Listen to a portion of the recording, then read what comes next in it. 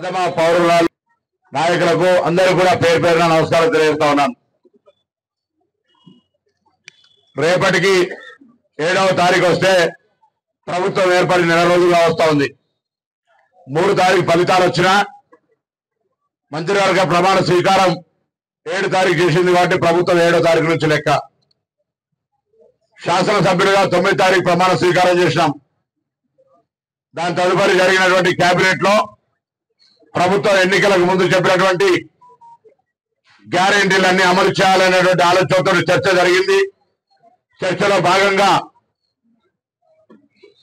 ఏమేమి ఎలిజిబిలిటీ ఇతరత్ర సమాచారం ఆనాడు సకల జనుల సర్వే జరిగిన తర్వాత ప్రభుత్వం దాన్ని బహిరంగపరచినటువంటి పరిస్థితుల్లో జరిగిన మార్పులు చేర్పులు అనేక ఉన్నటువంటి పరిస్థితుల్లో మరొకసారి యావత్ తెలంగాణ ప్రజల నుంచి ప్రజలకు ఎటువంటి భారం పడకుండా అప్లికేషన్లు కూడా ప్రభుత్వమే కొట్టించి ఇంటింటికి పంపి ఈ అప్లికేషన్ల ద్వారా గ్యారెంటీలకు సంబంధించి అప్లికేషన్లు తీసుకునే ప్రక్రియ మొన్న నెల 28వ తారీఖు నుంచి ఇవ్వడంతో ముగుస్తా ఉంది.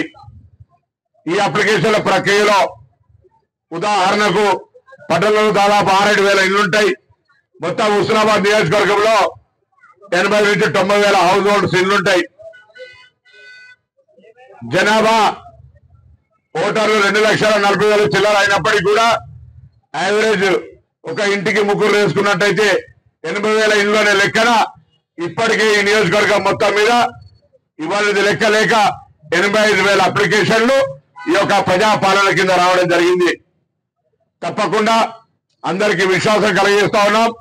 ప్రభుత్వం ఖచ్చితంగా ఈ గ్యారెంటీలను ఎన్ని కష్టాలున్నా ఎన్ని రకాల అప్పులు ఈ రాష్ట్రంలో మిగిల్చినా ఎంత ఖజానా ఖాళీ చేసినా దృఢ నిశ్చయంతో ఈ యొక్క గ్యారెంటీలన్నీ అమలు చేస్తామనే మాట సందర్భంగా మనం చేస్తా ఉన్నాం. జనరల్ గా పాలిటిక్స్ కాకుండా వేదిక మీద జరుగుతున్నటువంటి ప్రభుత్వం మీద ఆరోపణలను జవాబు చెప్పాల్సినటువంటి పరిస్థితి ఉంది. ఇలా నెల రోజులుగా కానీ ప్రభుత్వాన్ని మనం ఎవరి దగ్గరనైనా అప్పు తీసుకుంటే కూడా 1 సంవత్సరానికి అప్పు కట్టిస్తామంటే 1 నెల రోజులకే అప్పు కట్టియలేదని 420 కేసు పెడితే కూడా ఏ పోలీసులు కేసు పెట్టరు. ఎందుకంటే ఆ అగ్రిమెంట్ అనేది సంవత్సరం దాకా ఉంది. మేము ఇచ్చిన 100 రోజులు ప్రభుత్వం ఏర్పడి 30 రోజులైంది. లేదా ఇంకా గతంలో అధికారంలో ఉన్నటువంటి హామీలు చాలా అమలు చేయనటువంటి పరిస్థితి కూడా ఉండే. ఇలా ఈ హామీలు అమలు కాకముందే అప్లికేషన్ల ప్రక్రియ జరుగుతుంటేనే కాంగ్రెస్ పార్టీని 420 అని విమర్శించేటువంటి ఒక పరిస్థితి వచ్చింది. అది వాళ్ళ విజ్ఞతకి వదిలిపెట్టిన నిన్ననే చాలా గట్టి చెప్పినాం. అనేకమైన సెక్షన్లు ఉన్నాయి. 379, 382, 384, 392 అన్ని ఎక్స్టార్షన్, డెకాయిట్, రాబరీ, థెఫ్ట్ అన్ని 4 కేసులు రిజిస్టర్ చేసినా కూడా సరిపోనంత ఈ రాష్ట్ర ఖజానా దోపిడీ జరిగింది. ఏది ఏమైనా ఇయ్యాలా మేము హామీలు అమలు చేయకపోతే బరాబరుగా తెలంగాణ రాష్ట్ర కేంద్రంలో ఉన్నటువంటి ధర్నా చౌక్ ఓపెన్ చేసి పెట్టాం. తప్పకుండా మా మీద ఒత్తిడి ప్రజాస్వామ్యంగా తీసుకోవచ్చు. గతంలో ఎవరైనా అడిగే పరిస్థితి లేకుండే. ఇలా ప్రజాస్వామ్యంగా అప్లికేషన్లు ఫ్రీ ఇచ్చినాం. ప్రతి వార్డులో కౌంటర్ పెట్టినాం. ఈ పట్టణంలో కూడా 6,000 అప్లికేషన్లు వచ్చినాం. తప్పకుండా అందరికీ అర్హులైన వాళ్ళందరికీ కూడా అన్ని రకాల కార్యక్రమాలు ఇచ్చే విధంగా పర్యవేక్షణ చేస్తామనే మాట మరొక్కసారి కూడా అందరికీ ఈ సందర్భంగా మనం చేస్తున్నాం.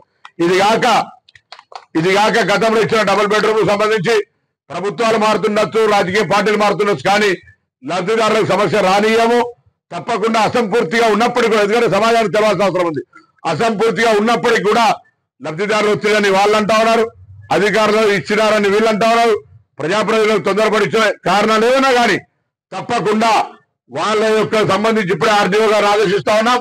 దానికి సంబంధించి వెంటనే ఒక ఎస్టిమేట్ తయారు చేసి ఎవరికైతే ఆల్రెడీ అలాట్మెంట్ ఇచ్చిరో కనీసం వాళ్ళు సంక్రాంతి దాటాక మంచి రోజుల్లో గృహప్రవేశం చేసుకునేటువంటి సౌకర్యాలు కలిగేసే విధంగా చర్యలు తీసుకోవాలి. అందుకు నిధులు కేటాయించే విషయంలో కూడా తప్పకుండా చొరవ చూపెడతానటువంటి మాట మనం చేస్తా ఉన్నాం. ఎక్కడ కూడా లబ్ధిదారులకు ఇబ్బంది కలగద్దు కాబట్టి ఈ నిర్ణయం తీసుకొని ముందుకు పోతామనే మాట మనం చేస్తూ, నిన్ననే CDMA director of municipal administration సంబంధించినటువంటి బృందం ఇక్కడికి వచ్చింది. పట్టణాన్ని మున్సిపల్ అధికారులతో కూడా కలవడం జరిగింది. ఏ విధంగా పట్టణానికి సంబంధించిన ఒక ప్రణాళిక తయారు చేస్తా ఉన్నాం. ఫేజ్డ్ మేనర్ లోపల నేను గతంలో ఎన్నికల్లో హామీ ఇచ్చినట్టుగా మీ శాసనసభ్యుడిగా గెలిచిన మీ అందరి ఆశీర్వదించండి. మరొకసారి మీ అందరికి ధన్యవాదాలు. తర్వాత నాకున్నటువంటి పార్టీ క్రియాశీలత, పార్టీలో చాలా కాలంగా ఉన్న దృష్ట్యా మా పార్టీ నాయకులు పెద్దలంతా నన్ను మంత్రిగా చేసినారు. తెలంగాణ రాష్ట్ర మంత్రిగా, హుస్నాబాద్ శాసనసభ నియోజకవర్గ ప్రతినిధిగా, ఢిల్లీకి రాజైన తల్లి కొడుకు అన్నట్టుగా హుస్నాబాద్ నియోజకవర్గ ప్రజల సమస్యలే నా ప్రధానమైనటువంటి కర్తవ్యము, బాధ్యత అనే మాట కూడా ఈ సందర్భంగా నేను మనవి చేస్తా ఉన్నా. తప్పకుండా ఈ నియోజకవర్గంలో ఉండబడేటువంటి ఇంతకుముందు సందర్భం కాకపోయినా మరి రైతు నాయకుడిగా శివన్న చెప్పిండు. ఇలా గౌరవెల్లికి సంబంధించి గౌరవెల్లి చెప్పుకుంటే బాధ, చెప్పకపోతే బాధ. బండు కట్టినాం ఆనాడు 2014 దాకా. బండుకు సంబంధించిన నిర్వాసితుల సమస్యల్ని, మహిళలను చూడకుండా దురుసుగా వ్యవహారం జరిగింది, అందరూ చూసినాం. ఇలా నీళ్లు నింపితే కూడా కిందికి ఇచ్చే డిస్ట్రిబ్యూటర్ సిస్టమ్ లేదు. 2000 ఎకరాలు మళ్ళీ అక్వైర్ చేయాలి. 250 కోట్లతోటి డిస్ట్రిబ్యూటర్స్ కెనాల్స్ కట్టాలి. ఇదంతా ఉంది. అయినా అకుంఠిత దీక్షతో ఇప్పటికీ మరి ఇరిగేషన్ మంత్రి ఉత్తమ్ కుమార్ రెడ్డి గారి దగ్గర రివ్యూ చేసినాం.